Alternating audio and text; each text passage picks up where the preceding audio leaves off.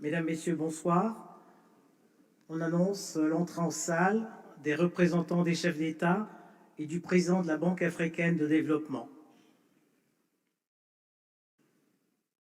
Sous vos applaudissements, s'il vous plaît.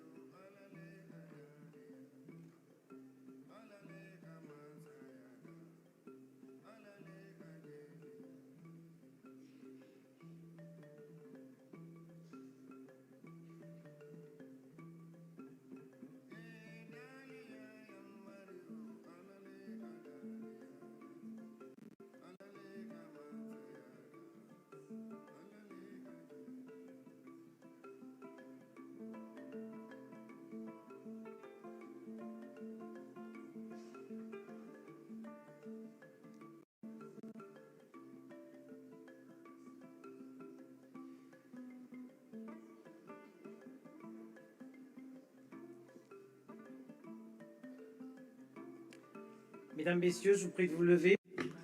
Ladies and gentlemen, please stand for the entrance of the President of the Republic of Congo and the President of the Republic of Gabon.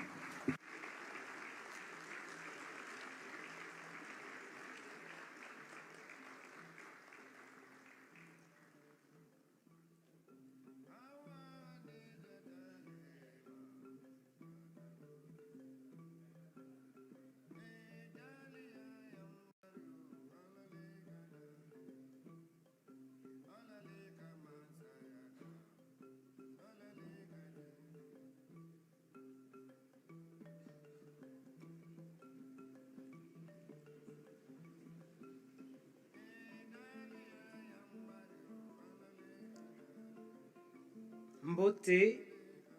Mbote. Good afternoon, Salam. Bonjour. Welcome to Brazzaville. That will be the capital of Africa for this event. My name is Denise Pute, and I have the great honor to be your master of ceremony. Excellencies, Mr. Denis Sassou Nguesso, President of the Republic of Congo, Your Excellency, Mr. Brice Olinguema, President of the Republic of Gabon, Excellencies, Mr. Joma Chiki-Agoko, President of the Republic of Botswana, represented by His Excellency, the Vice President of the Republic of Botswana, Excellency, Sir Dankinime, President of Burundi, represented by the Vice President of Burundi, Excellency Mr. Paul Kagame, President of the Republic of Rwanda, represented by Dr. Justin Nzeyimana, Prime Minister of Rwanda, Madam Hassan, President of the Republic of Tanzania, represented by Mr. Shamba, Your Excellency, Mr. Paul Biya, President of the Republic of Gabon, represented by Mr. Ami Ousmane, Minister of Economy, Planning and Land Development of Cameroon, Your Excellency, Mr. Alassane Ouattara, President of the Republic of Cote d'Ivoire, and represented by the Minister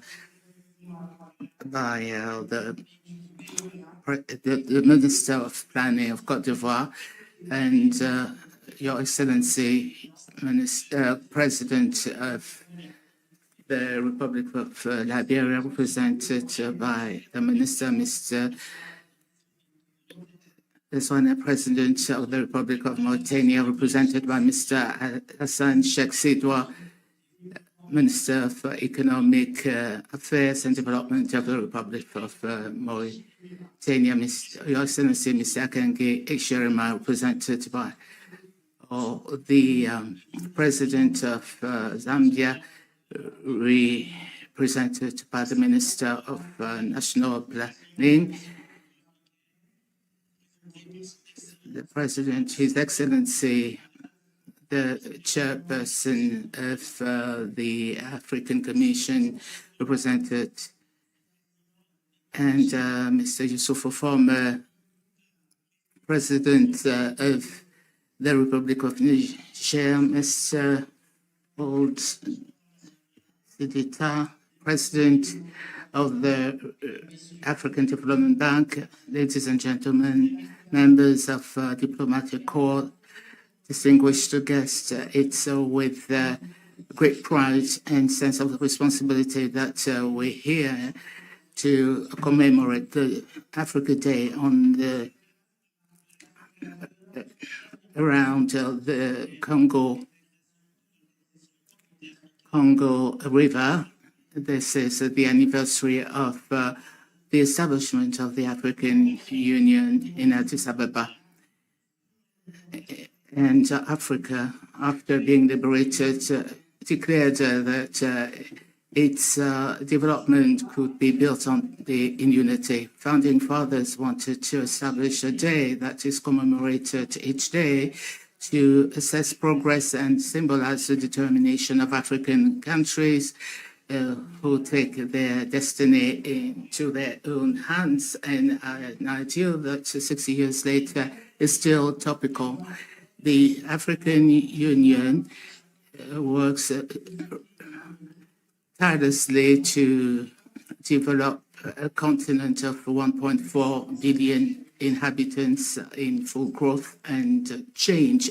Your Excellencies, ladies and gentlemen, with this inheritance and by looking to the future that we're commemorating this day, and the theme is assuring sustainable water availability and safe sanitation systems to achieve Agenda 2063. The celebration of this day before the annual meetings of the bank is not by accident.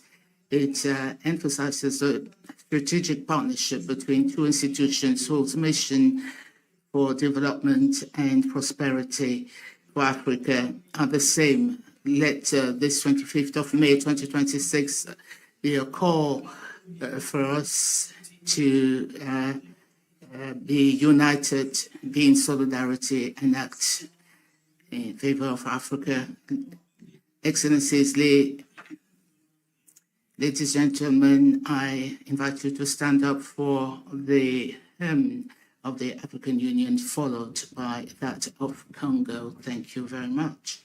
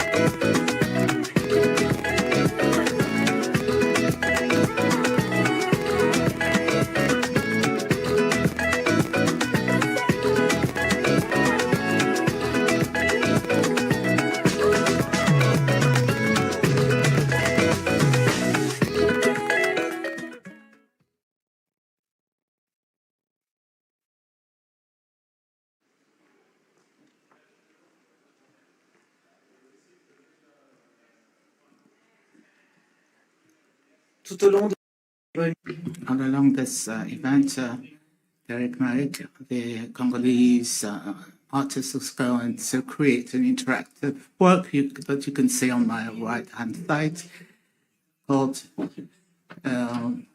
Words for Africa, based on your contributions on the line. And Derek Merrick used coffee and charcoal to celebrate the inheritance of his ancestors.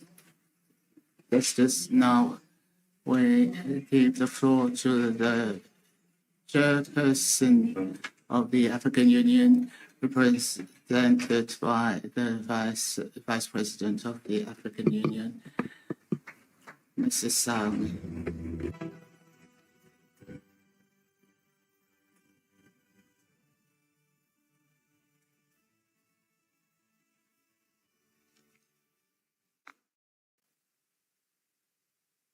Excellent. Your Excellencies, Excellency Mr. Denis Sassou Nguesso, President of the Republic of Congo, Your Excellency Mr. Brice Clotaire Olingue Nguema, President of the Republic of Gabon, Your Excellency Mr. Prosper Azambanza, Vice President of the Republic of Burundi, and whose country is the chairperson of the African Union, Mr. Ndaba, Your Excellency Kotinati Ngodate, Vice President of the Republic of Botswana, Your Excellency Dr. Justine Mtengi Rumba, Prime Minister of the Republic of Rwanda, Your Excellency Mr. Mamadou Youssoufou, former President of the Republic of Niger and African Union champion for the Free Trade Area in Africa, Mr.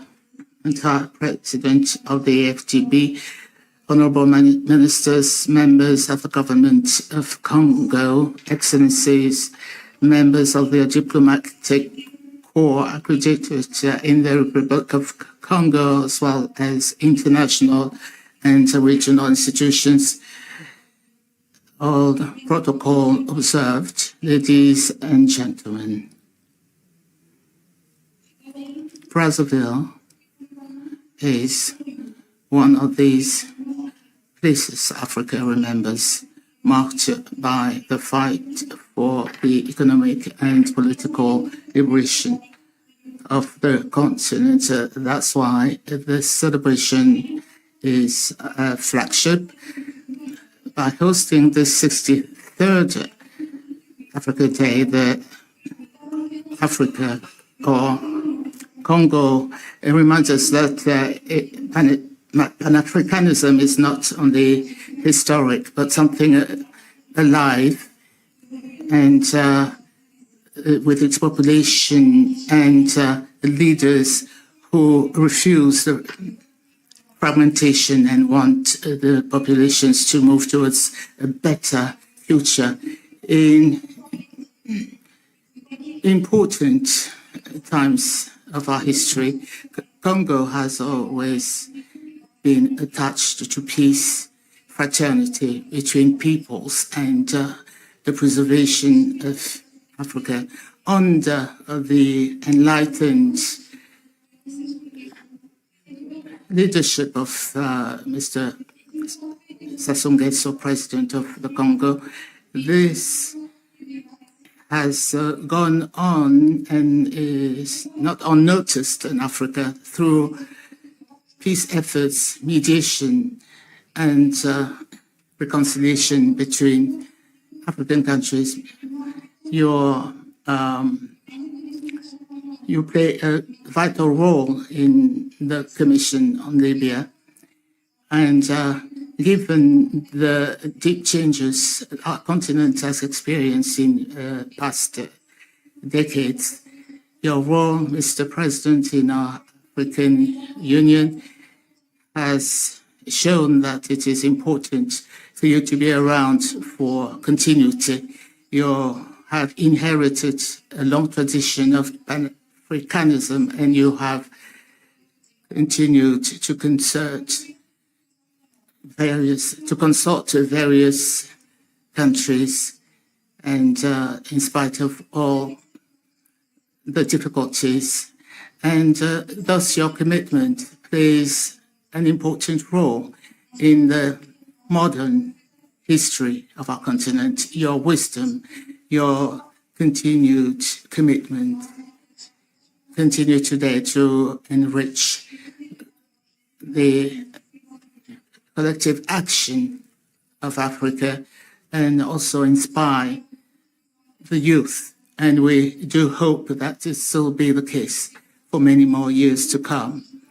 And this, it is necessary to have continuity, and this can be found in the financing and development tools that our continent has developed over centuries. The celebration of the Africa Day at a time when the African Development Bank is holding its annual meetings in Brazzaville gave us the opportunity to congratulate this Pan-African institution. For decades, the African Development Bank has shown that an Africa that invests in itself will strengthen its economic sovereignty and its ability to control its own development. It is a collective action, and heads of state, African heads of state have put it at the core of African development.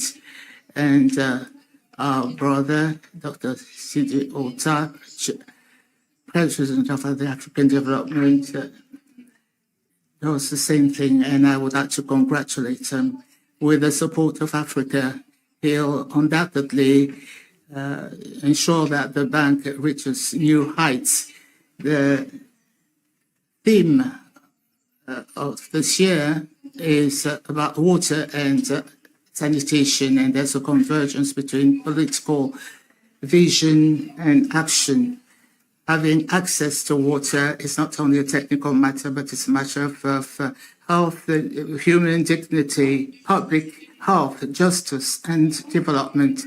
The African development brings much more than financial support, and that contributes to the sovereignty of Africa. And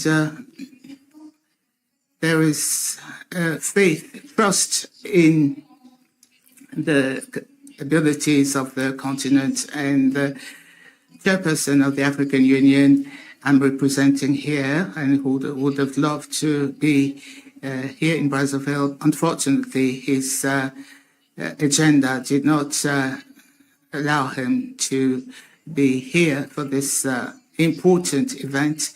Has asked me to tell you how sorry he is not to be here, and he would like also to congratulate you on this day. But today, Africa is commemorating the 63rd anniversary of the African Union. This is an important date that has to do with our collective quest for dignity and development. 63 years of unity, integration, and development. This is a theme we're celebrating, and we are reaffirming that we're committed to Agenda 2023. And the construction of Africa we want. And we're celebrating our common inheritance, and we want our continent to take more part in the management of the world. Africa continues to bear values of solidarity, collaboration, and shared humanity in a world with growing uncertainties. Last year, the Voice of Africa has continued to be heard louder on the international scene. Our presence in G20 is a historic opportunity. Thus, Africa can participate in global economy, as well as health, sustainable development, etc. The African Union continues reforms in order to build a stronger, more efficient organization and closer to the aspirations of African populations. The 2026 theme, assuring sustainable water availability and safe sanitation systems to achieve Agenda 2023 shows that all this is very important for the future of our continent. Africa remains united when calling for a fairer multilateral system with the reform of the Security Council in order to remedy this unfairness towards our continent. This momentum, this international momentum for a historic acknowledgement, and particularly Ghana has opened up a discussion on colonialism, etc. And this year is also a source of pride for our continent, with 9 teams will be participating in FIFA, this is a first. This shows the growing ambition and presence of African youth globally. We wish them full success so that they can represent Africa with flying colors, and why not bring back the World Cup to Africa.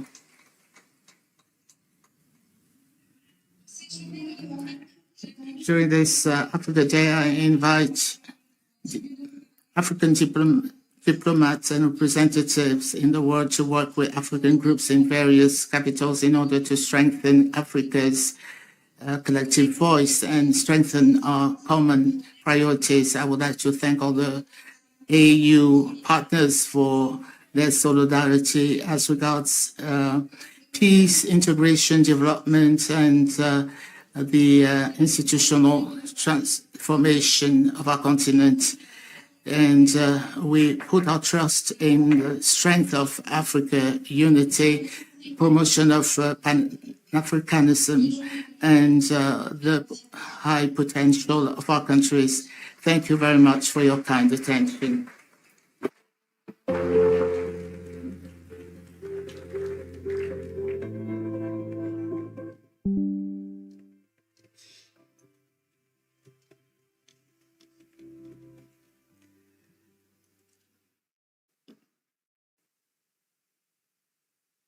Avant d'accueillir à cette tribune le docteur Sidi Oulta.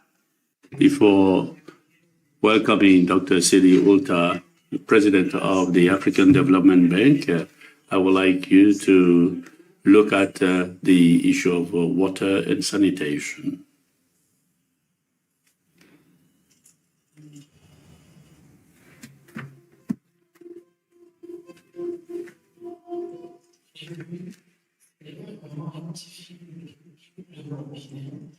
Remplir une seule bouteille d'eau Anza, on passait des heures à attendre. Il fallait attendre l'eau de pluie, remplir les bidons, les aligner. Il y avait tout un tas de bidons ici que je remplissais avec des fûts. Isso diminui o ciclo de doença, aquela doença que tinha sempre no passado, agora já não está como antes, como por exemplo a cólera. Diminuiu muito, o problema da infecção diminuiu muito. Então agradeço por isso. Até o momento o que eu tenho a dizer é agradecer, né, primeiramente a Deus e por ter nos dado aquela força de termos chafariz aqui no nosso bairro. If it's raining heavily, you find it difficult to go and ease yourself at the public toilets. By this time, when you pass through the back of your building, just open it, okay, enter there. So we are happy. Both the families and the tenants. Pour rendre les gens heureux, rien de tel que l'eau. L'eau et l'assainissement sont des besoins basiques. Cela demande d'importantes infrastructures, l'expertise pour les installer et les maintenir, ainsi qu'un partenariat de confiance entre les acteurs de terrain. Il faut de l'eau de pluie, mais pas trop. We help our clients mainly to respond to 3 areas. That is water supply, renewable energy, and agriculture. Those are mostly our water sources. With the changing climate, we don't have enough surface water. Si l'accès à l'eau améliore la santé de tous, l'assainissement est aussi un puissant levier d'une transformation économique et sociale.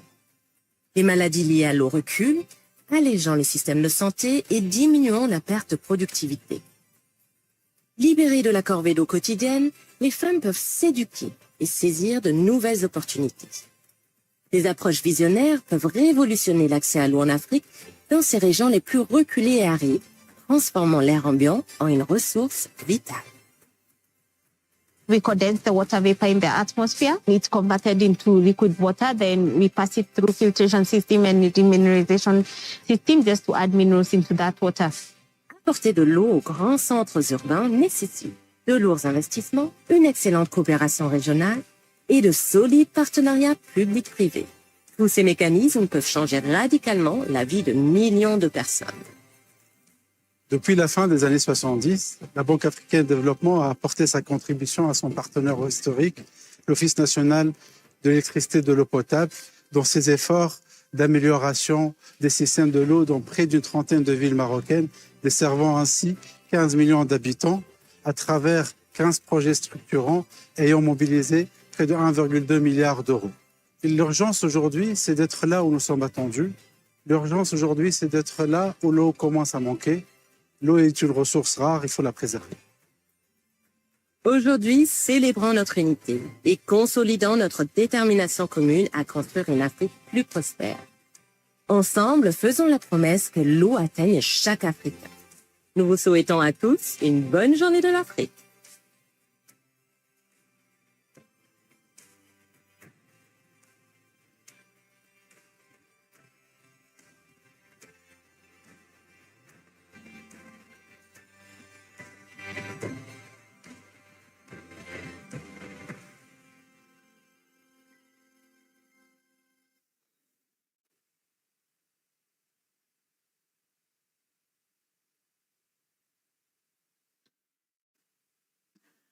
J'invite à présent le président de la Banque africaine de développement, le docteur. I'd like to welcome Dr. Sidi Ulta.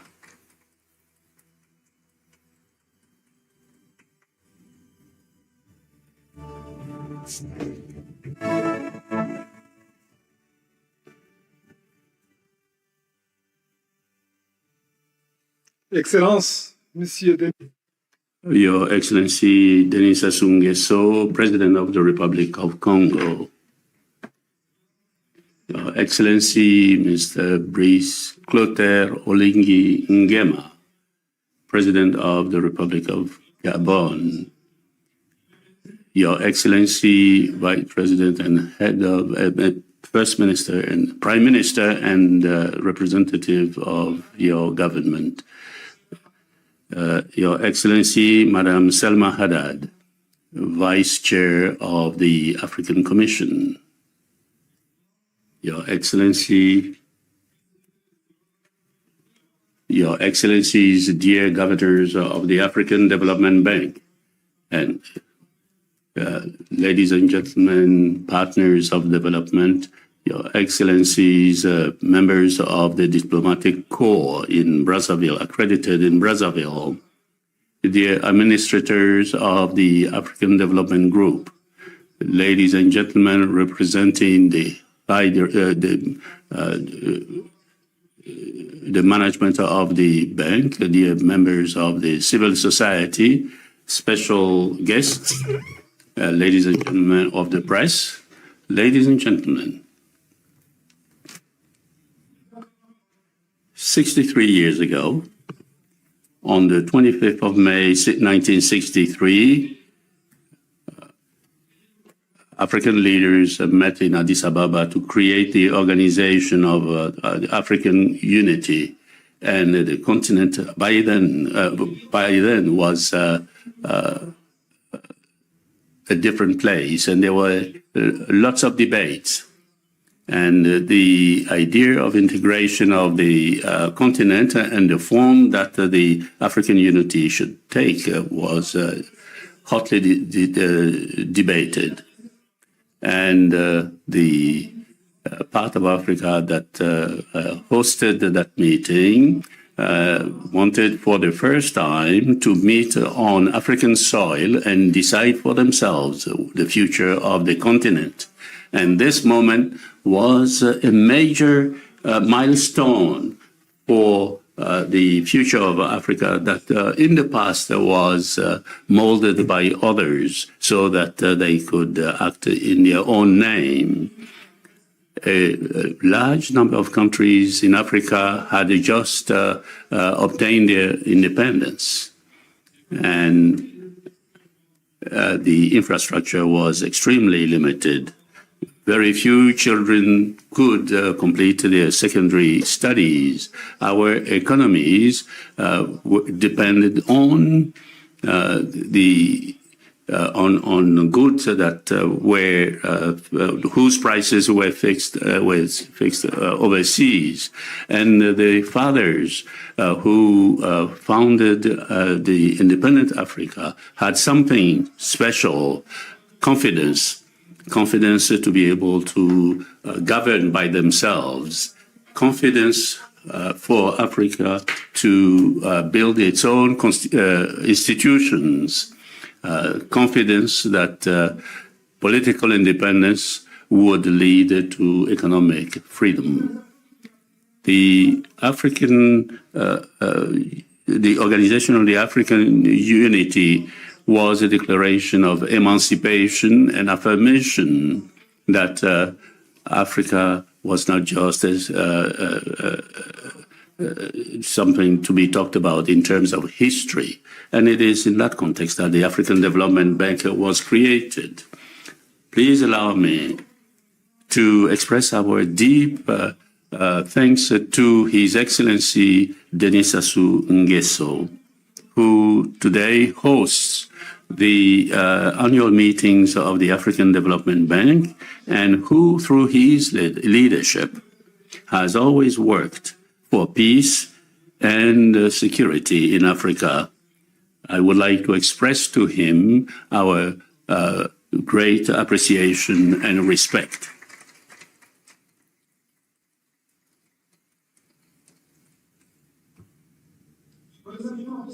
We also thank his government, who did everything they could to create the ideal conditions for us to hold our annual meetings here.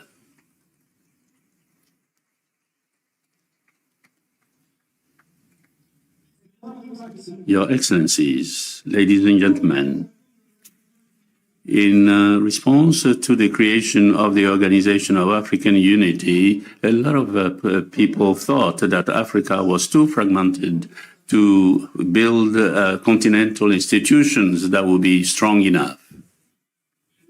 But the African leaders have chosen other paths than just independence. And they wanted independence to be incarnated in African institutions.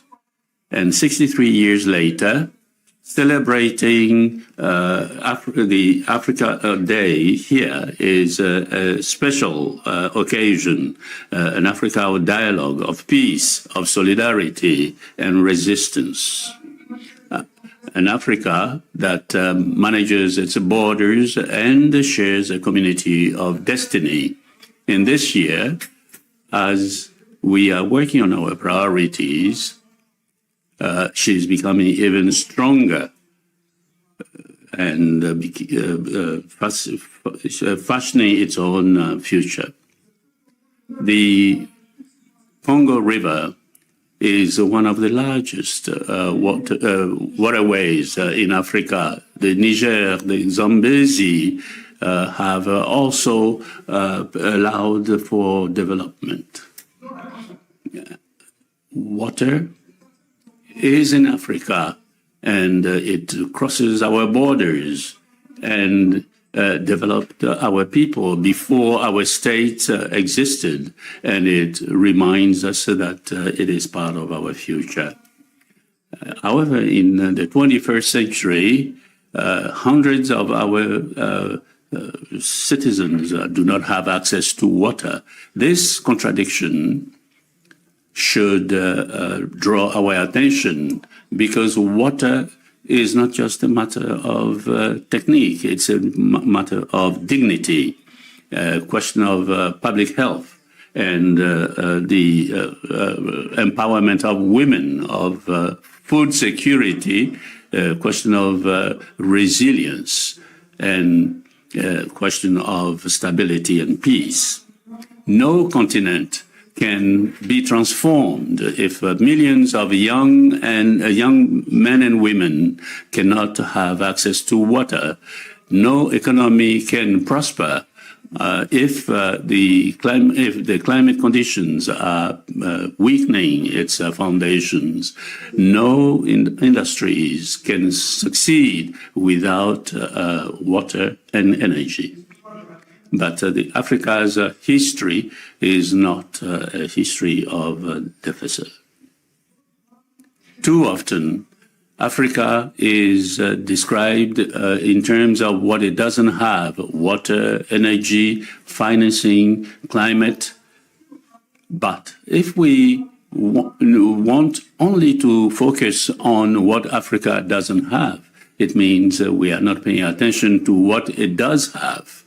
It's true that Africa has been working since 1963 and has made progress in political freedom. Africa has new actions in the economy, greater integration. And that is the reason for Africa Day, an Africa Day that demonstrates our capacity in spite of the crisis in the world. Because Africa is the continent that has learned the value of solidarity the most. We have the conviction that no African country can succeed alone. And this conviction is anchored in a world that is fragmented and has a problem of identity. Africa has to defend a vision of bringing everyone together. The new African financing architecture will help in this quest of the continent. The generation of 1963 gave us political agency. Our responsibility now is to strengthen Africa's collective agency through deeper integration, stronger institutions, and renewed confidence in our ability to build our future together. Because history teaches us one essential lesson: great transformation always begins with a shared ambition. I thank you. Merci beaucoup.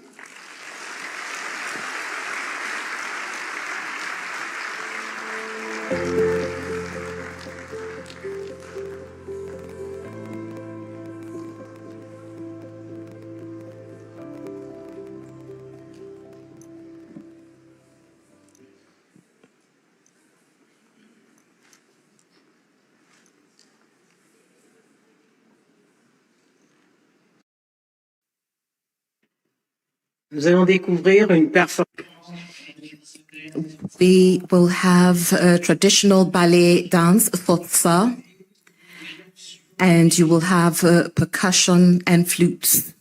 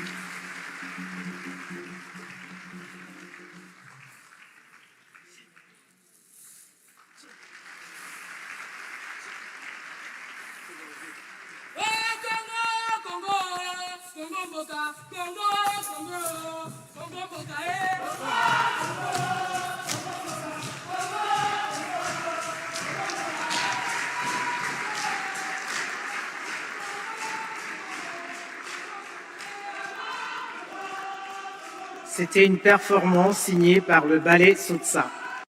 A performance by Sotsa Ballet.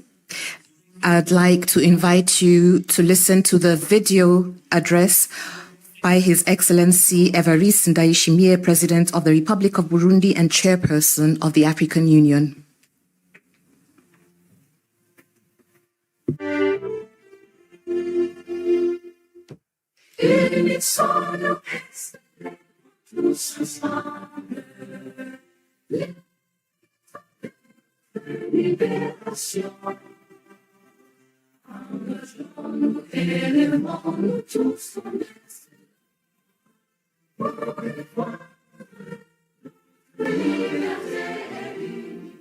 Excellences, Mesdames, Messieurs, Your Excellencies, Heads of State and Government, the Chairperson of the African Union Commissioner, the Deputy Chairperson of the African Union Commission, distinguished commissioners, heads of the African Union organs, African Union Commission staff, dear people of Africa and those of African descent, dear friends of the African continent. On the 25th of May 1963, the founding fathers of our continent chose unity over division, solidarity over retreat, and a shared future over narrow interests. Their vision gave rise to the Organization of African Unity, which has now become the African Union, a living symbol of our collective ambition. 63 years later, we can see how far we have come. Despite challenges, Africa continues to move forward. Our continent is gradually consolidating its position on the international scene with greater confidence and responsibility. Africa's accession to the G20 is a historic recognition of the continent's growing importance in global governance. It also reflects the legitimacy of Africa's aspirations for a more inclusive and international governance through a reform of the United Nations Security Council in particular, to correct historical injustices that have been meted on our continent and guaranteeing Africa a fair, permanent representation that reflects its demographic, political, and strategic importance. This progress is not an end in itself. It must enable us to give greater voice to the aspirations of our people, to defend our development priorities, and to demand a fairer and more representative world order. It must also strengthen our advocacy for a reform of the international financial system so that African economies can access fairer, accessible financing that is tailored to the realities of our development. Africa is not asking for charity. Africa is asking for equity, justice, and a legitimate position in the decision-making mechanisms that shape the future of the world. The figure 63 also resonates with our Agenda 2063, a strategic vision of a prosperous, integrated, and peaceful Africa driven by its own citizens. Agenda 2063 is not a simple roadmap. It is the living promise of an Africa that has chosen the image that it wishes to project to the children of tomorrow. But this celebration must also be a moment of collective conscience. While we commemorate our achievements, millions of Africans continue to suffer. They're victims of armed conflicts, terrorism, violent extremism, climate-related disasters, and humanitarian crises. In many parts of our continent, families are living in refugee camps or camps for internally displaced persons, and they're often deprived of their bare necessities. And among them are children who should be in school, children whose dreams should never be cut short by war, hunger, or being in exile. Today, we need to send them a message of hope, and above all, we need to take concrete actions. As I often say, an African child who is denied education today is a part of Africa's future that we are abandoning tomorrow. Even in refugee and IDP camps, education must remain a priority as humanitarian aid is. Yes, we need to feed the hungry, protect the vulnerable, and assist affected communities. However, we must also invest in our children's education wherever they are, because no nation can build a solid future on a generation that is deprived of knowledge. My thoughts also go out to member states that are facing difficult transitions, as well as those who daily face the threat of terrorism. No country should have to go through this alone. It undermines our institutions, it brings sadness to our people, and undermines the future of our continent. I call for greater African solidarity, because what is ravaging some of our nations today could tomorrow affect our shared space, our shared region. Terrorism makes no distinction between peoples, cultures, or borders. It strikes indiscriminately and demands a united, coherent, and sustainable response from all of us. To all the families affected by these tragedies, I extend my deepest sympathy. Every African's life lost is a wound borne by the whole of Africa. Your Excellencies, ladies and gentlemen, African integration remains our greatest strength. This is why we must accelerate the effective implementation of the African Continental Free Trade Area. The success of this historic initiative will help us boost intra-African trade, create opportunities for our young people, accelerate the industrialization of our economies, and consolidate our economic sovereignty.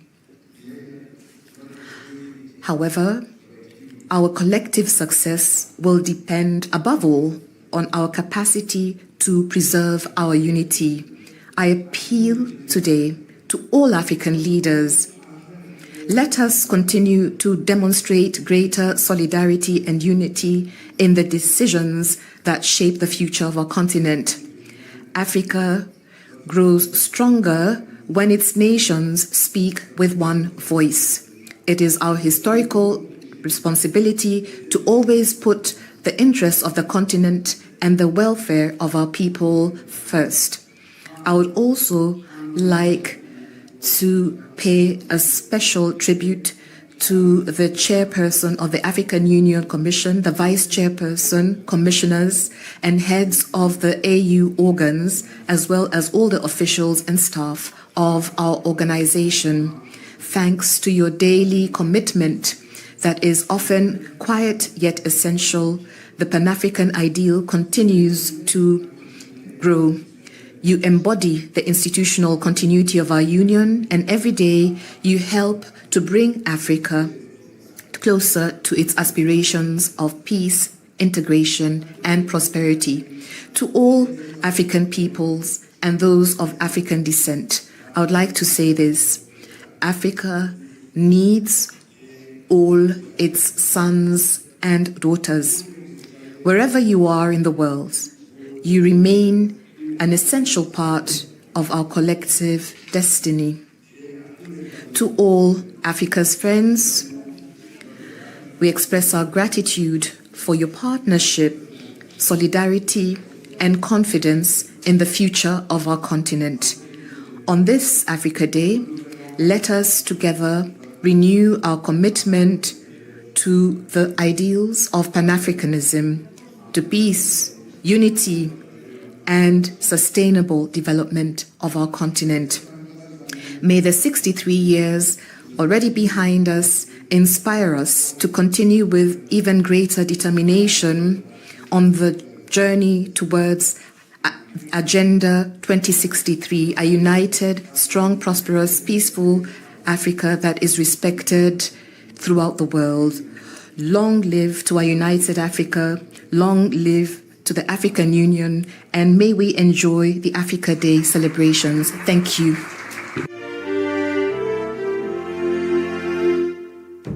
Unissons-nous et célébrons tous ensemble les victoires de notre libération. Engageons-nous et levons-nous tous comme un seul homme pour défendre notre liberté.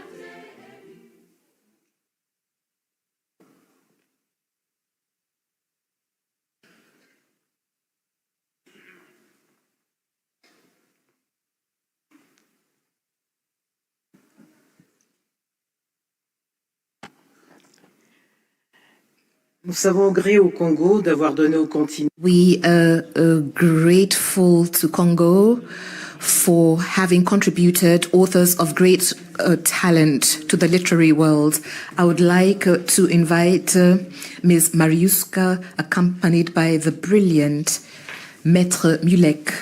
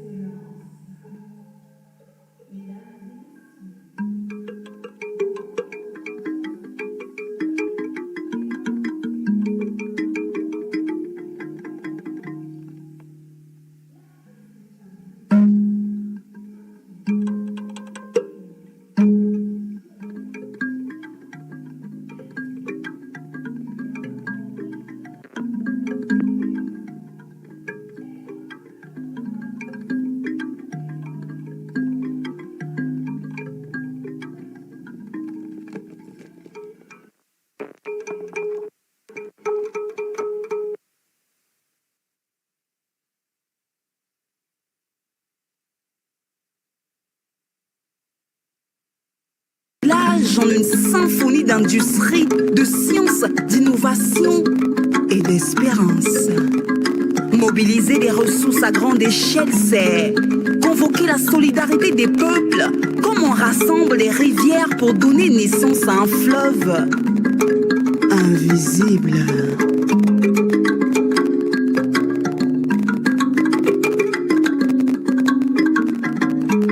C'est croire aux graines africaines et les arroser pour que nos efforts ne soient vains.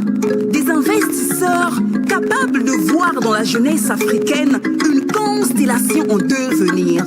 Que les murs des visages se brisent afin que la vision panafricaine se hisse. Une diaspora transformant la nostalgie en pont d'or et de savoir. Une voix collective qui fait reculer les impossibles. L'Afrique devient le poème vivant de la résilience humaine. L'Afrique devient le poème vivant de la résilience humaine.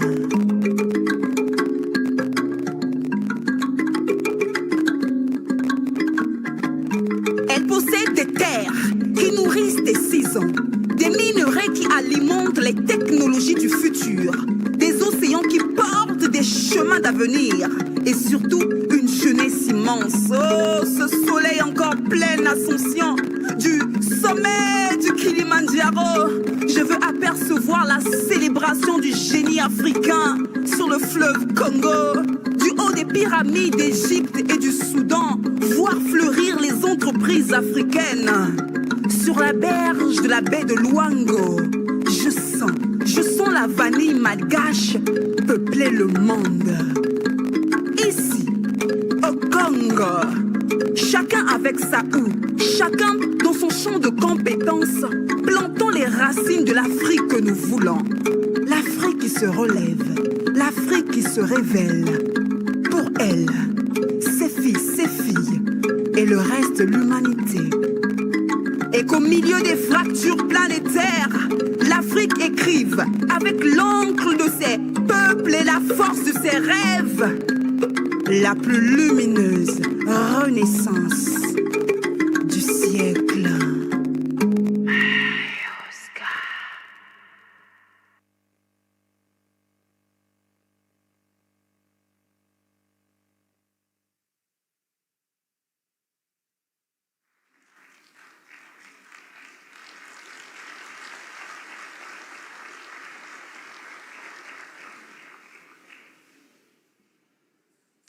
Excellences, Mesdames, Messieurs, Excellencies, ladies and gentlemen, we now wish to invite His Excellency Denis Sassou Nguesso, President of the Republic of Congo. A round of applause, please.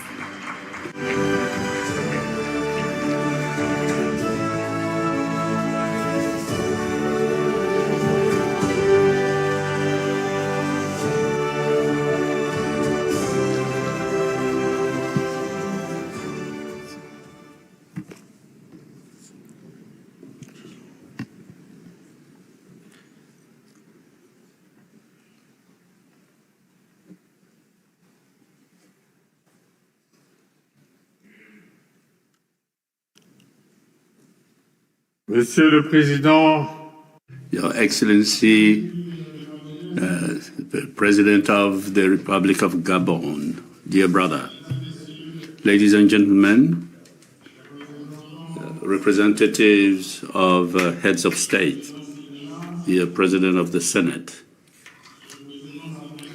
dear President of the Parliament, dear Prime Minister, head of the government,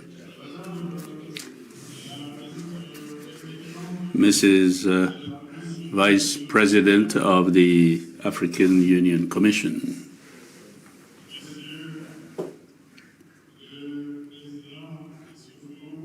dear President Youssoufou, former President of Niger, dear brother,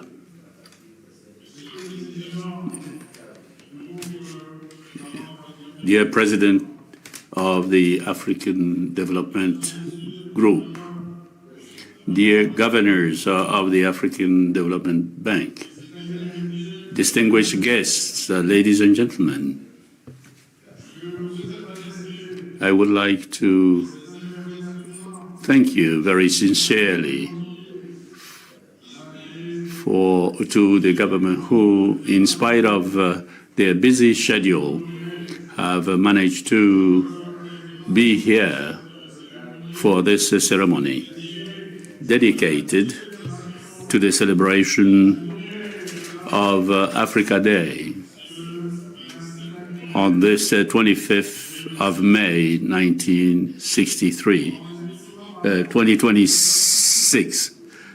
And I would like to express my gratitude to the delegations and the personalities here present.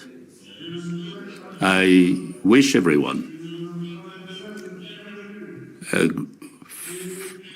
fraternal welcome and good stay in the Republic of Congo. It is with honor and reverence that I take the floor this day on the occasion of the celebration of Africa Day, this 25th of May 2026. This date that is full of history, marking the 63rd anniversary of the creation of the Organization of African Unity, which has become the African Union on the 9th of July in Durban, in South Africa. This major event coincided with the start this morning here in Brazzaville of the 61st annual meetings of the African Development Bank, coupled with the 52nd Assembly of the African Development Fund. We are celebrating today the ideas of unity and solidarity, sovereignty and integrity, social justice and development that the African Union celebrated, which come together with the values of excellence, of team building, of professionalism and transparency incarnated by the African Development Bank. The Africa Day, which is celebrated on the 25th of May of every year,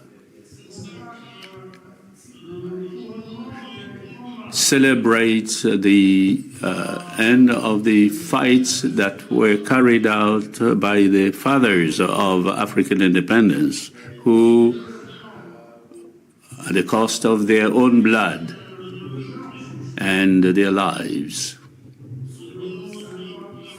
the gift of their own for Africa, which is engraved on the marble of the African history.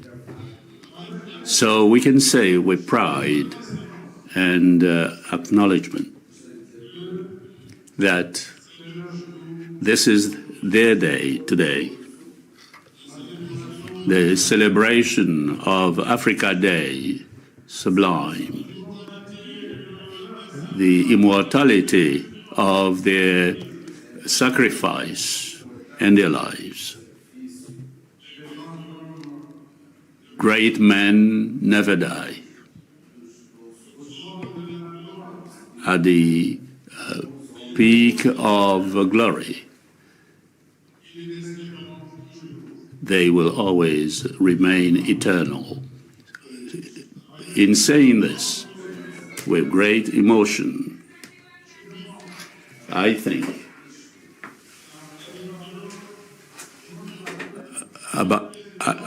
of Eduardo Motla, the father of independent Mozambique, who was assassinated in 1969. Amilcar Cabral, Pan-African political leader who was assassinated on the 20th of January 1973 in Conakry. Samora Moses Machem, first president of the Popular Republic of Mozambique, who died on the 19th of October 1986 in Buzini in South Africa in a very obscure accident, a plane accident. Emery Patrice Lumumba, Prime Minister from June to September 1960. Great figure of the independence of the DRC, assassinated on the 17th of January 1961. Onja Ayenda, a key figure of the popular liberation movement of Angola, martyr who lost his blood. Steve Biko,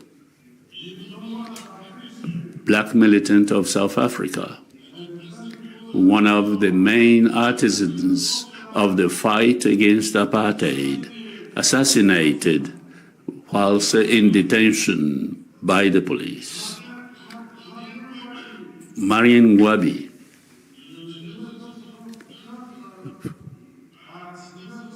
from 1969 to 1977, president of the Popular Republic of Congo, my country, who was assassinated in 1977 by his supporter for his liberation fight. He impressed indelible trace on the way to liberty, justice, and prosperity. Thanks to the commitment, the remarkable commitment of her sons, Africa, even though she was mistreated by slavery over many years, and colonization has been able to wake up finally and faced with courage to the rest of the world and other challenges. And for this, I would like to say, give an homage to all these freedom fighters of Africa. Kenneth Kanga from Zambia, the father of the independence of that country and former president of that country. Kwame Nkrumah, first president of Ghana, Pan-Africanist, who wanted the total independence for the continent and the creation of the United Nations of Africa. Ahmed Sékou Touré, one of the leaders of the RDA party, who rejected with a huge no the Franco-African community that was proposed by General Charles de Gaulle during the referendum of 1958. Léopold Sédar Senghor, first president of Senegal in 1960, major actor of decolonization in Francophone Africa. Félix Houphouët-Boigny, former president of Côte d'Ivoire, a pioneer for the fight for liberation, autonomy, and the independence of Africa. Modibo Keïta, first vice president of the National French Parliament, who proclaimed independence for the former Sudan, French Sudan, which became the Republic of Mali afterwards. Julius Nyerere, former president of Tanzania, who was propagating an African socialism and wanted African national union. Jomo Kenyatta, former militant, independent militant, and former president of Kenya. Barthélemy Bokanda, main defender of African independence, who was guided by the will to guide the United States of Central Africa.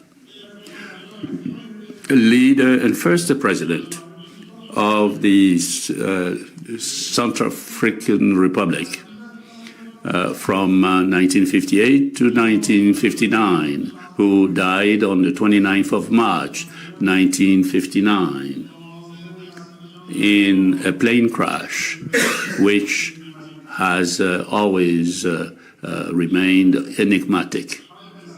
Gamal Abdel Nasser, Egyptian nationalist, who was committed in the fight against the British oppressor, big name in the Egyptian revolution and the resistance of the Third World, a main figure of the non-aligned states. The king, Mohammed V of Morocco, who was opposed to the domination of the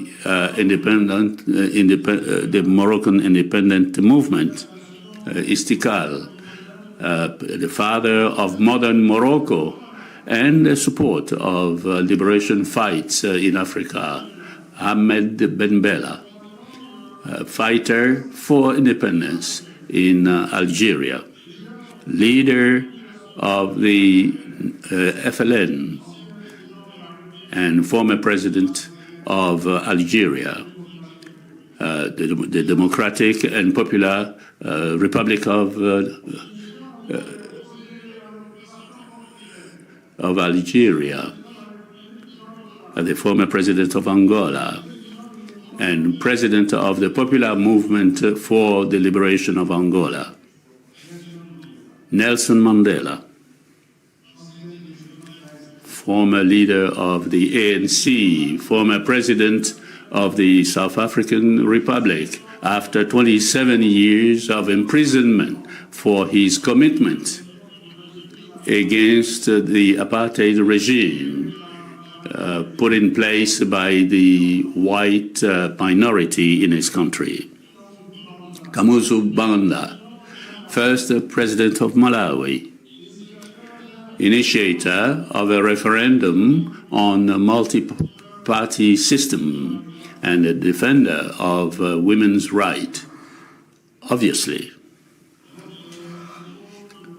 we can only cite those, and we cannot be exhaustive. And please allow me to recall the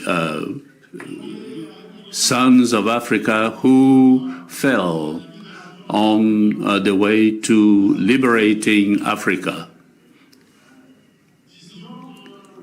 Let's say that the fight for the freedom of Africa that was defended by courageous women holding the message of liberty, justice, fraternity, and prosperity throughout the world. Just like Chimpa Vita, who came from the Congo kingdom and was committed in the fight against colonization. Winnie Mandela, who fought against apartheid. Miriam Makeba, artist, South African artist, whose music was calling for beyond the oceans, the liberation of African peoples. There is no great effect without a great cause, or extraordinary deeds without exceptional people. And this can only create giants who fight in situations that are at the measure of their sacrifice for the continent, sacrificed for Africa. you had to have a great heart. And this is what you call a destiny.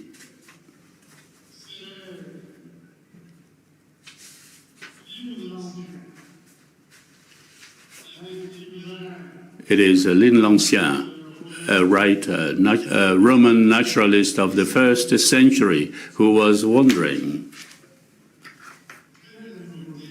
what new things come from Africa, simply because at the time it was said that in Africa the beasts used to make love, including between different races, and gave birth to monsters. And lots of people thought that Africa was the place for strange and monstrous things. Lin Lancien, who lived in Rome, did know about the existence of prestigious African civilizations, such as that of the pharaohs of Egypt. He knew of the strategic alliance between Jules Caesar and Cleopatra that was to consolidate the reign of the queen, and was based on a long millennial civilization, and observed and could describe a great part of the history of humanity. He could not have known that the city of Carthage, that was quite famous, under the leadership of Hannibal, was a great enemy of the Roman Empire during 3 wars between 244 and this before Jesus Christ. And in recent times, in the 13th century, the emperor of Mali, Mansa Musa, had a huge fortune, very far from the poor Africa that the detractors of the continent were speaking about.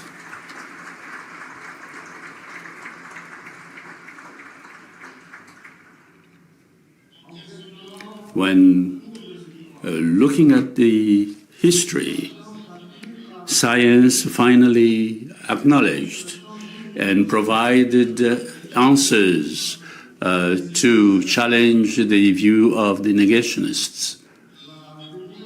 The discovery of fossils of Homo sapiens in Morocco, the localization of Kuma in Chad, an ancestor, the oldest ancestor of the human beings on this planet, and the discovery of the oldest skeletons in the Rift Valley and the rivers of Kenya are proof of the primacy of the African, and the help sensitize the rest of the world about the origins of the human race, because the human beings have their roots in the African continent, as many archaeologists, famous archaeologists, acknowledge. And they say with pride that Africa is the home of humanity.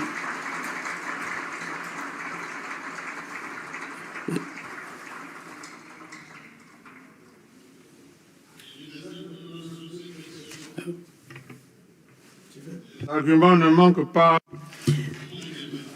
Well, of course, this is food for thought, and we could discuss this matter at length.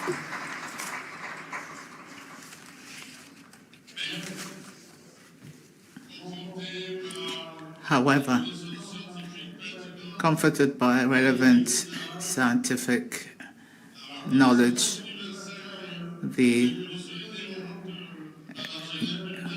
global acknowledgement of these developments show that Africa was a pioneer as far as handling development issues are concerned. A famous painter saw that Africa looked like a key, and this is what is used to open doors. Now, if we apply this image to the development of global economy, our continent will appear as the furnace of the well-being and prosperity of peoples. Therefore,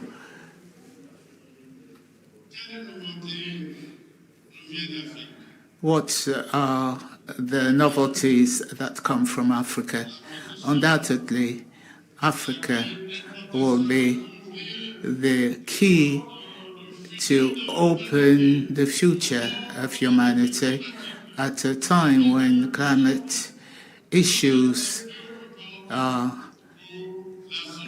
of great concern, and more for the survival of human beings. What novelty comes from Africa? What is it that is new that comes from Africa with more than 600 million hectares of forests?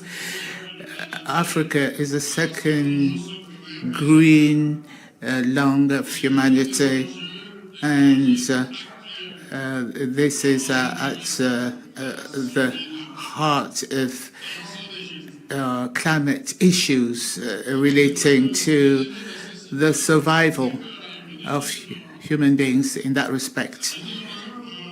We should prepare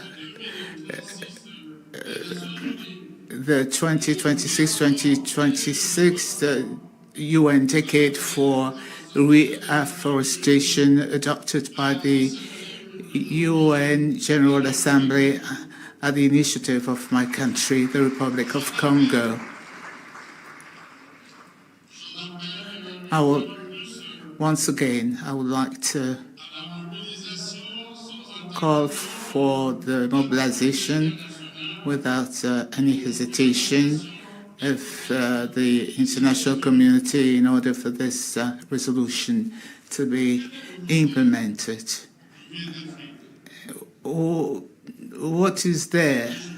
Is there anything new that comes from Africa? This 2026 Africa Day is celebrated under the theme assuring sustainable water availability and safe sanitation systems to achieve Agenda 2023. And we do know that Africa has large water reserves, and there's great potential coming from the Nile River, from the Zambezi, from the Volta, and from the Congo rivers.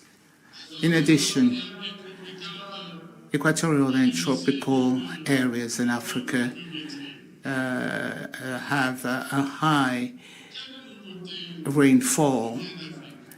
What is there? Is there anything new coming from Africa? Africa, by 2025, will have 2,500,000,000 inhabitants, mainly youth, who can actually manage the resources that are untapped in the areas of hydrocarbons, energy, etc. Is there anything new coming from Africa?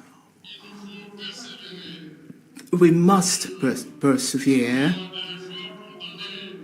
We must not relent in order to give a content to the continental free trade area that displays economic Pan-Africanism and for the development of intra-African trade and an integrated market of goods and services in Africa, and ensure greater movement of people and goods.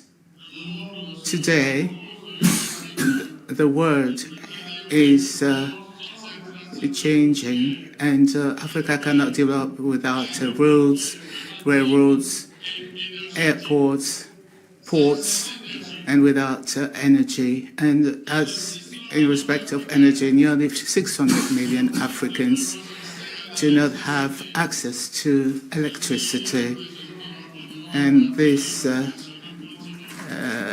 accounts for about 50% of African continent. To fill this gap, the World Bank and the African Development Bank Group have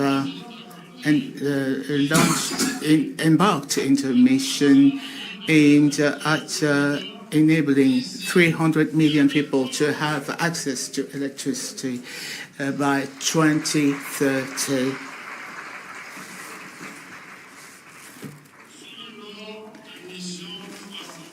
It is called Mission 300. This is a historic initiative, and under it there will be an increase in investments in infrastructure and supply chains in the area of power. And this is going to change the daily life of populations and companies. And schools and hospitals will have access to electricity. And this will also create job opportunities and also create a conducive environment for trade. And this initiative is buttressed by the Dar es Salaam Declaration on Energy, adopted on the 28th of January 2025. Given their high cost, no state can go it alone. As regards the construction of development infrastructure, they cannot go it alone. So, as regards Africa, Africa should leave the selfishness and nationalism and take refuge somewhere. Africa should display solidarity and should speak with one single voice and consolidate balances through sub-regional groupings and regional economic development groupings. Whenever they have gotten together, African countries have been able to achieve great victories, namely negotiate strategic partnerships, mobilize relevant, adequate financing, accelerate their walk towards development.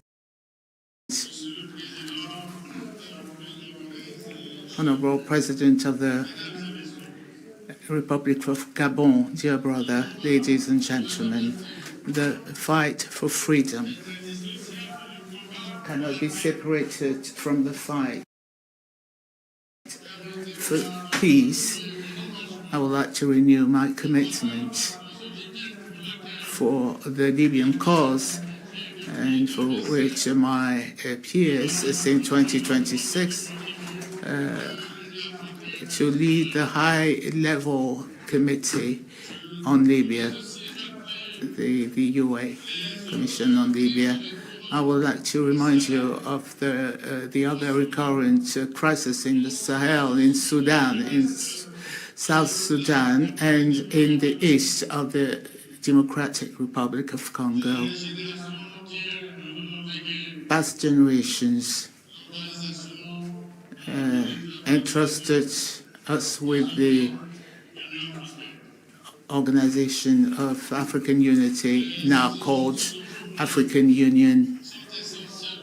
And today's demands are related to development. And so the longest trip starts with the first step.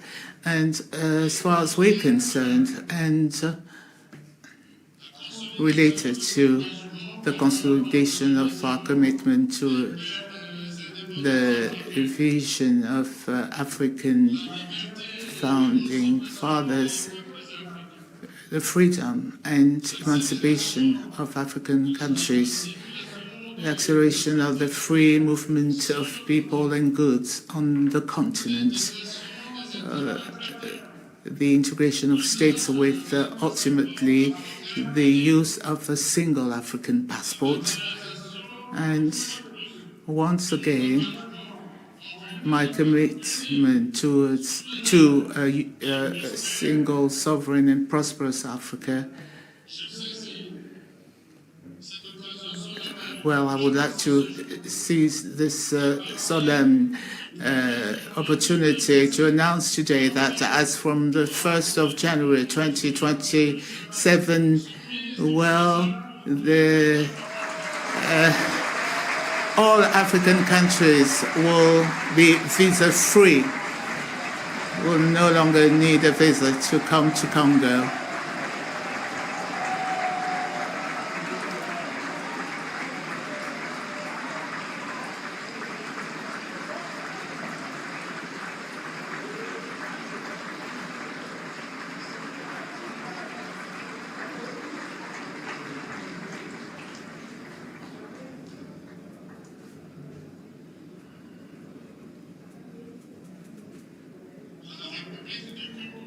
The Republic of Congo,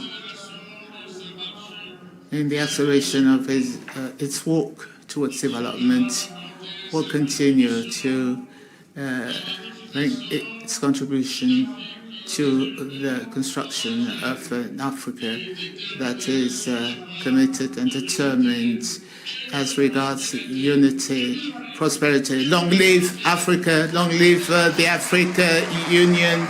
And I wish you all a wonderful celebration. Thank you. Monsieur le Président, Your Excellency. Your Excellency, Mr. President, please stay here. You'll be joined by the President of the African Development Bank, Mr. Sidi Ota, and the artist, Sirin Deng. In the Congolese cultural life, painting plays a great role, and the Potopoto School is well known, and this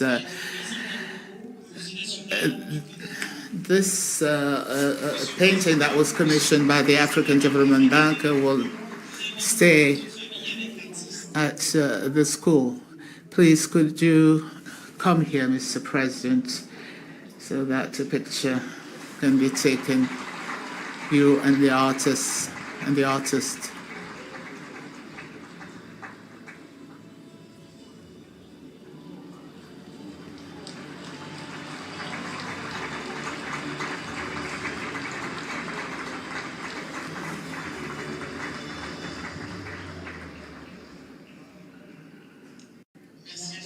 Thank you very much indeed.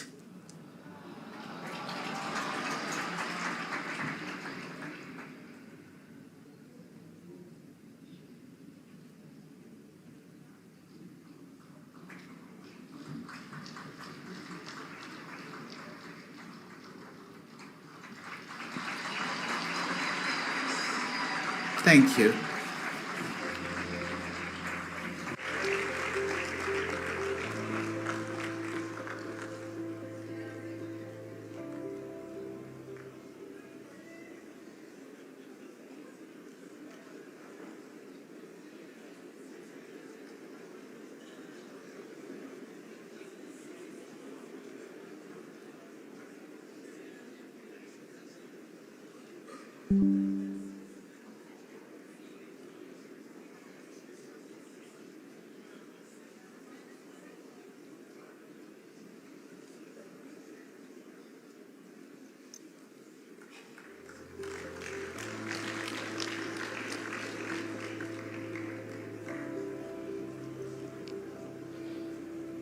Au pays des sapeurs, ce sera un In the sappers country, it will be remiss of me not to end this event with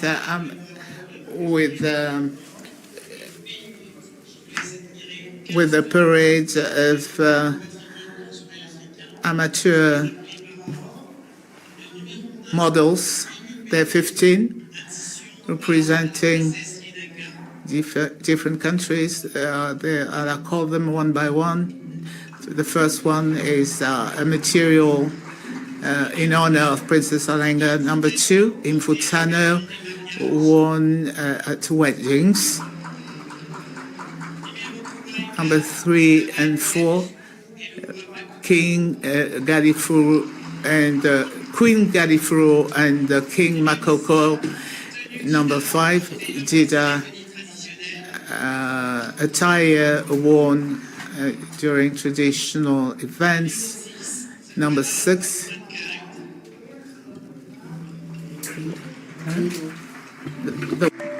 Numéro 7, Ashoke. The cradle of all humankind, and Ashoke for rural events. Number 8, this is a garb, ceremonial garb from the Ottoman period era. Number 10 or number 9, Miss Mokinda Abishe, depending on whether this garb is worn by women. Number 10, the diaspora. It is the 6th region. Number 11, the Ndop.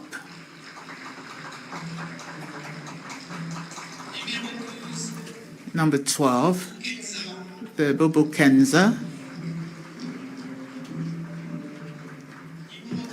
Number 13, Fugu. Number 14, this is a garb in. Numéro 15, la tenue Amazon. Number 15, Amazon attire, garb.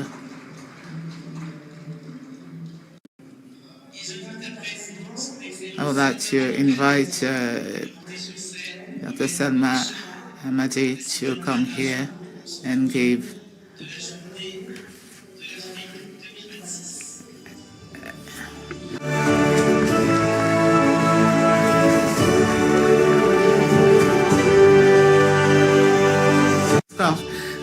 a scarf.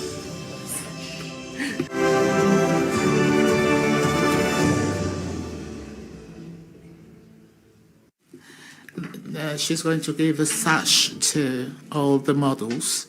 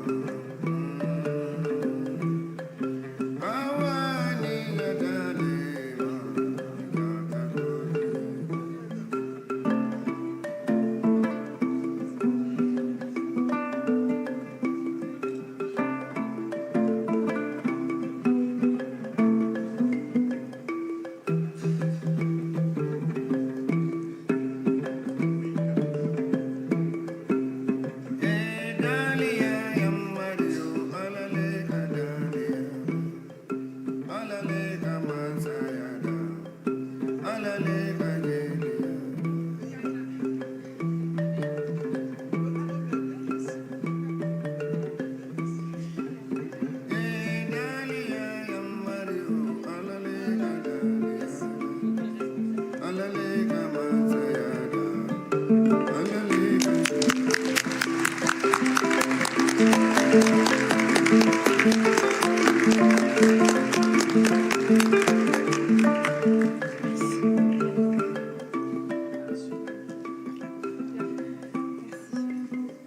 pouvez encore applaudir ces magnifiques. Please give a hand of applause, a round of applause to our models. They're modeling only for today. J'invite à présent I'd like to invite Mr. Bienvenu Didimbe, Special Advisor to the President of Congo, to please join me on here.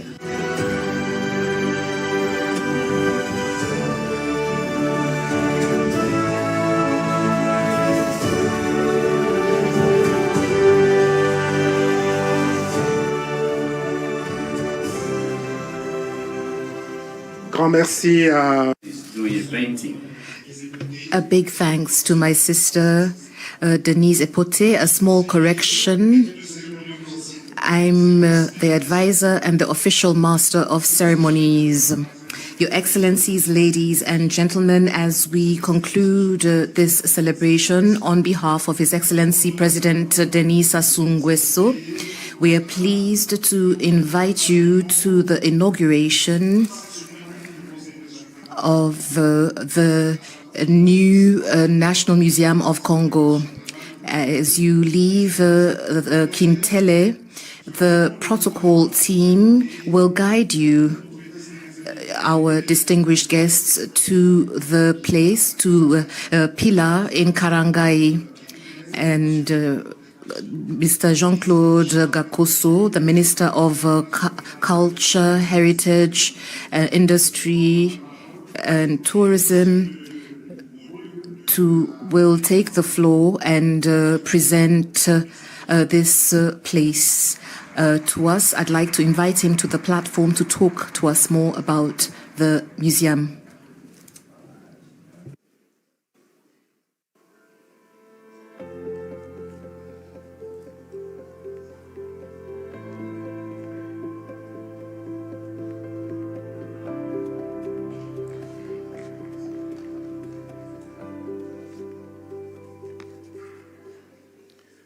Excellence. Your Excellency, the President of the Republic of Congo and Head of Government, the President of the Republic of Gabon,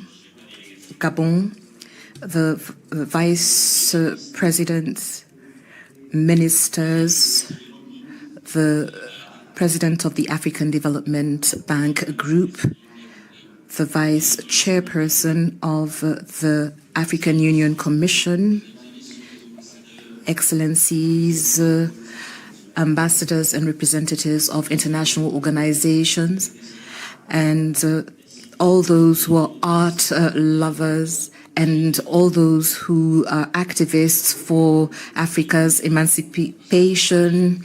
It's with deep emotion that I take the floor during this celebration of Africa Day that is also taking place at the time the annual meetings of the AFDB are taking place.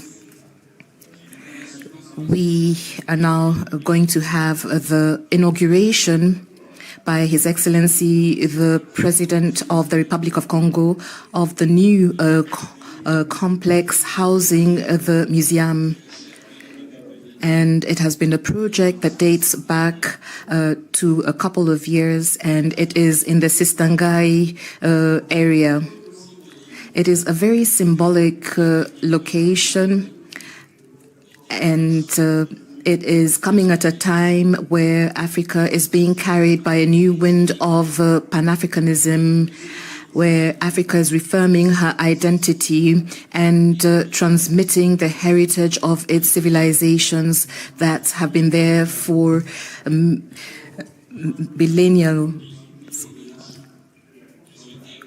We need to represent this fight through the museum.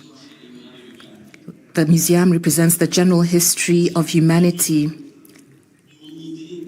and it starts off with hominids that through the Rift Valley from Ethiopia to the southern parts of Africa. We have the Cro-Magnon, and we also have the feminine ancestors of humanity that is buried in the sandy ground of our continent, and we can admire the skeleton in the National Museum of Ethiopia. Without museums, we'd not be anything. We'd just be nothing. We need to remember the Egyptians, the Nubians, the Greeks, and the Acropolis. And Pompeii, this Italian city that is a prosperous city that has vestiges that remind us of the brilliant civilization of Monomotapa and the excellent institutional organization. In some stating that the importance of museums for humanity for each country cannot be understated or overstated. The National Museum of Congo is not just a building, it is more than that. It is our living memory. It explains our journey through history. It represents our basic identity. The history of the National Museum of Congo was not a long, tranquil river. In 1965, this museum represented our culture, but then its infrastructure began being degraded, and it became obsolete and inadapted to the requirements of the valorization of heritage. A group of people passionate about culture and experts that were not able to stop the decline of the museum. Our country went through painful moments in 1997, and this ruined whatever remained of the museum with the looting of collections. It was a deep wound that was inflicted on our collective memory, a part of our heritage that was left to us by our ancestors seemed threatened, it was defaced. Fortunately, the forces of courage and determination finished by triumphing over forces of abandonment and inertia.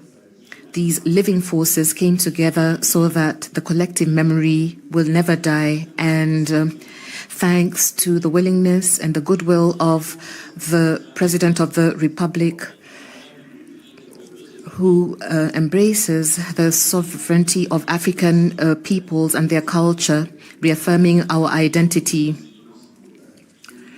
Congo is now opening a new page in its history.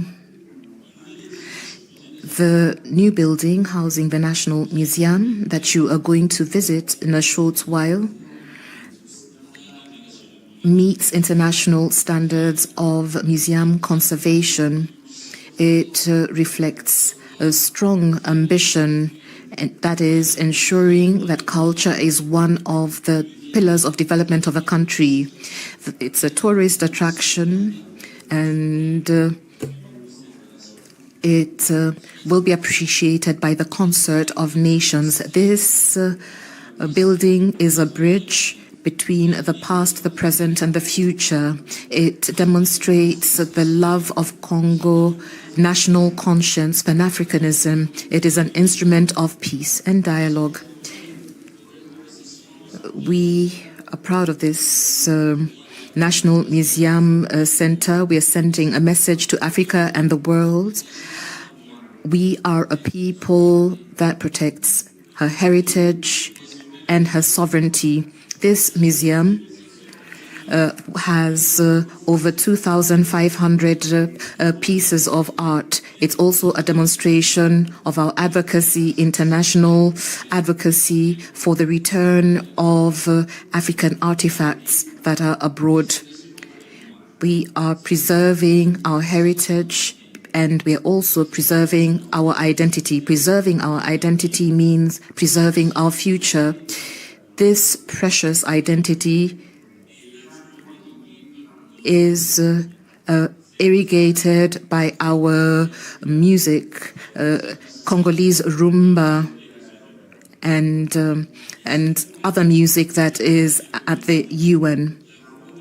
The rumba that we have and that our country shares with the Democratic Republic of Congo is undeniably one of the most powerful expressions of African genius. It is the identity of the two borders, the two banks of the River Congo, from Jean Sagesu, Alimo Manape, Antoine Ondanda, Aidang Oganga, and Grand Calais to Pepe Calais, from Luambo Makiadi to Nico Kassanda, from Table Rochou to Sam Mangwana, to Dassalians to Pepe Ndomba, from Papa Noel to Papa Wemba, from Giré Gérard to Dizzy Manyankou, from Constance Mutwali to Ange Lino, from Sotivango to Fongle Bukaka, to Mbiliabel to Mbembeshero, from Kofi Olomide to Kester Benea, to Roga Roga, from Ferigola.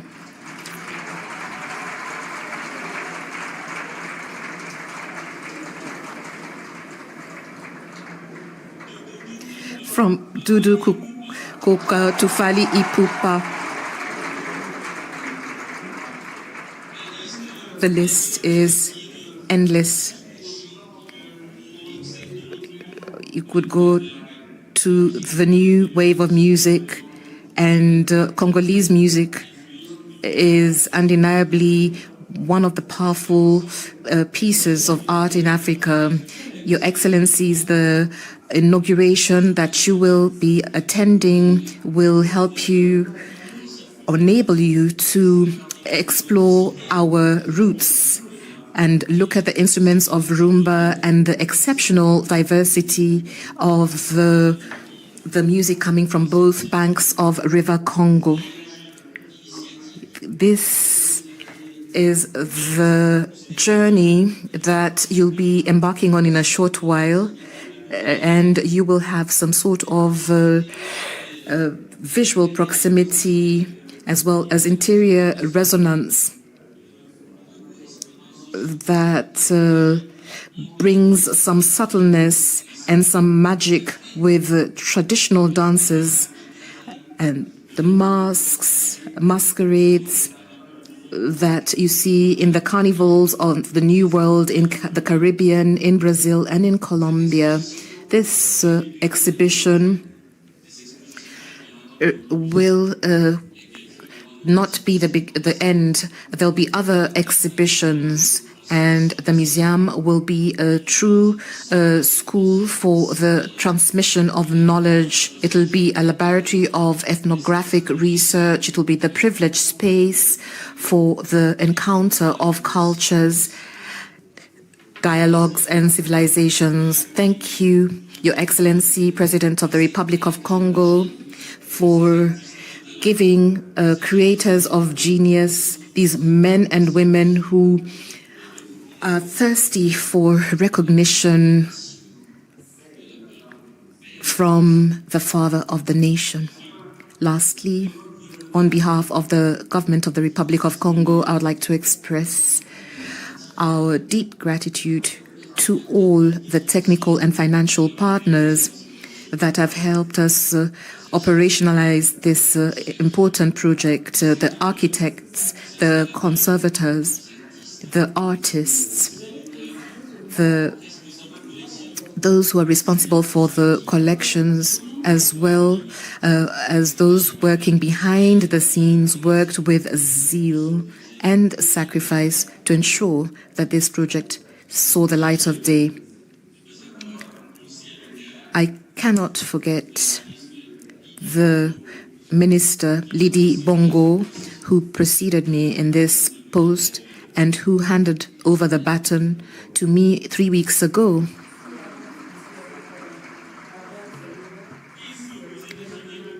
May the National Museum of Congo become once again what it has never stopped being. May it continue being at the heart of Africa, the unextinguishable memory of truth and art. Thank you.